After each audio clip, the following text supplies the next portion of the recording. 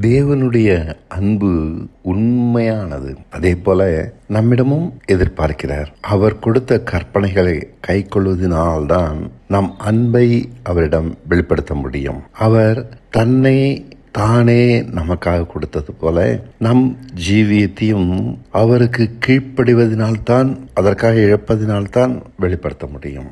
நாம் அவரிடம் அன்பு கூறாமல் அவருடைய கிருபையை அனுபவிக்க முடியாது. அவர் நமக்கு இரங்கவும் முடியாது. ஏசாவை வெறுத்தேன், யாக்கோபை சிநேகித்தேன் என்று அவர் சொன்னாலும், யாக்கோபு தன் ஜீவியத்தையே, சுகத்தையே, நலனையே இழந்துதான் அவரிடம் அன்பு கூறுகிறான். வாக்குத்தத்த தேசத்தில் நிலைத்திருக்கிறான். ஏசா தேவனை அலட்சியம் பண்ணுகிறான். அவர் கொடுத்த வாக்குத்தத்தத்தை அலட்சியம் பண்ணுகிறான்.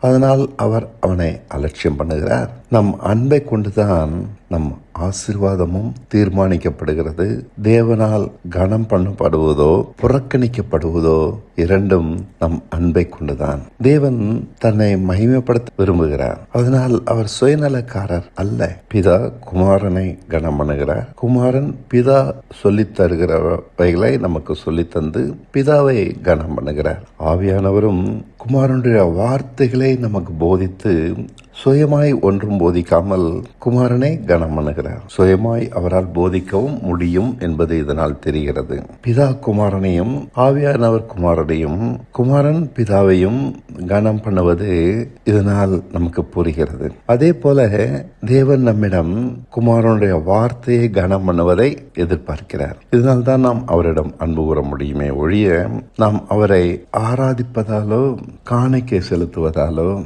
அவருக்காக ஊழியம் செய்வதனாலோ அவரை நேசிக்க முடியாது. அது நேசிப்பதாகவும் ஆகாது.